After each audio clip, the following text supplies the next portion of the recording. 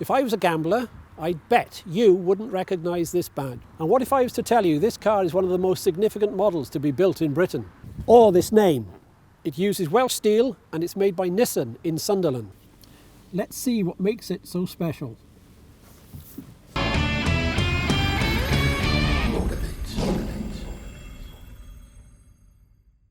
Infiniti Q30, very important for the UK. Result of a joint investment with Nissan and Mercedes. £250 million put into the plant, and it's going to be supplying 60,000 Infiniti Q30s a year to the world market. It's important because it uses Welsh products, Welsh steel, employs people in the UK, uses a lot of components from the UK. So it's the sort of car we should be building, and in fact it's the sort of car we were building a long time ago, before the recession hit. And Nissan are one of the most successful companies in the world, and the Infiniti is their premium brand.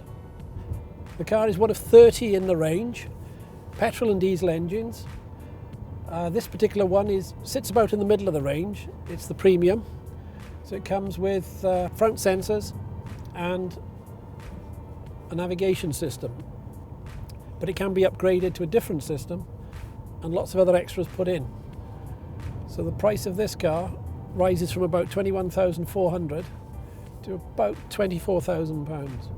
We've had this on test and it's been doing 40 miles per gallon. Its top speed is 122 mile an hour, and it gets from 0 to 62 in under 10 seconds. As it stands, it's about £21,400. But then you can start adding the extras, and this particular one goes to, I think it's just over £24,000. The Infiniti Q30 is based as a joint venture with Mercedes-Benz, and underneath is effectively a Mercedes A-Class, the new A-Class series. A lot of the hardware and in fact some of the software is all used by Mercedes. So that's probably the nearest rival to this car. Then you've got to think of the Audi series and BMW. They're all competitors. Well, they're all trying to get into this market now, which is almost a crossover between a hatchback and an MPV.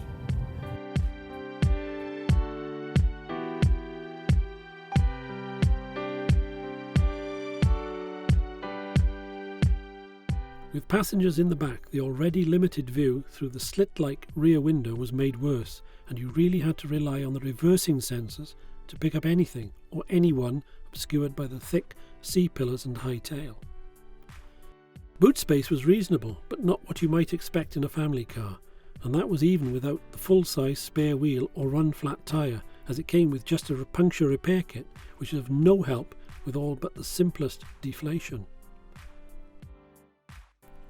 There are 5 trim levels. Instruments are clear, but switches are split between screen, steering wheel and console controls.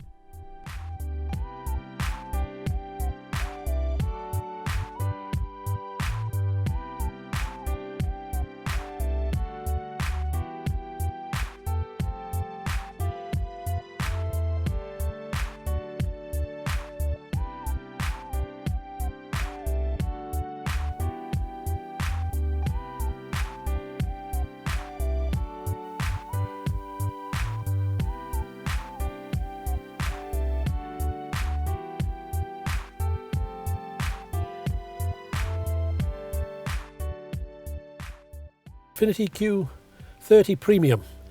It's the second level in the trims that you can get. There are 5. With this comes standard cruise control and front parking sensors.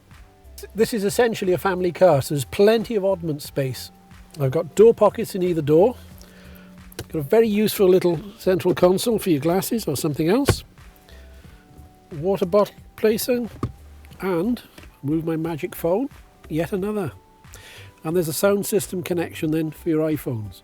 In-touch screen here gives you the navigation phone apps, information and settings. And when you select the radio, you've got all the other media controls down here. And one of the benefits of this car is the optional sunroof. Electric sunroof with a shade, and it's £500.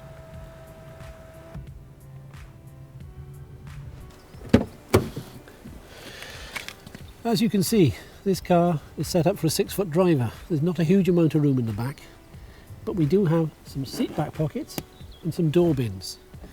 The headroom is good, but not brilliant. And now we come to the family end of this 5-door hatchback. It's quite a decent sized boot. There is a lower level, and in that we have a tyre inflation kit, but no spare tyre, which I think is a bit of a mistake. The boot at 430 litres is big enough even to take my chocolate bag.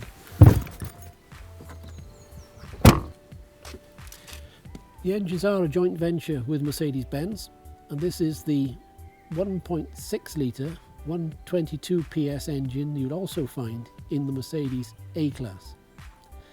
The engines and gearboxes are shared between the two, but their tuning is slightly different to meet certain requirements.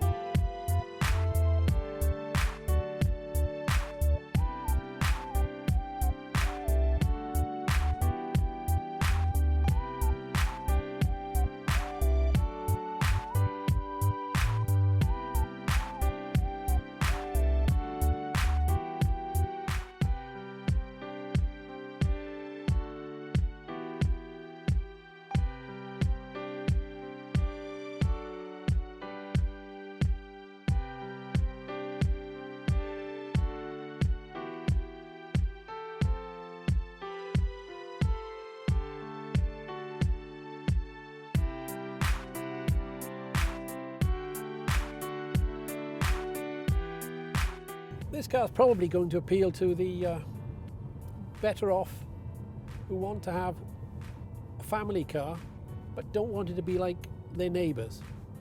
You'll have businessmen using it, so there's a special business specification. You'll have retired people. You'll have young people who want to have something different on their drive or at the golf club.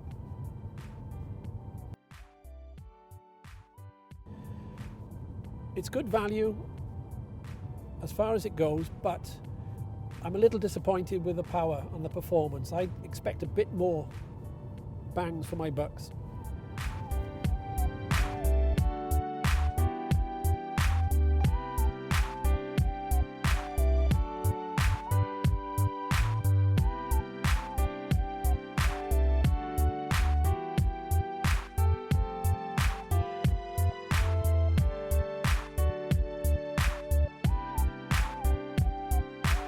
So there you have it, a British built car from a Japanese company developed with the Germans.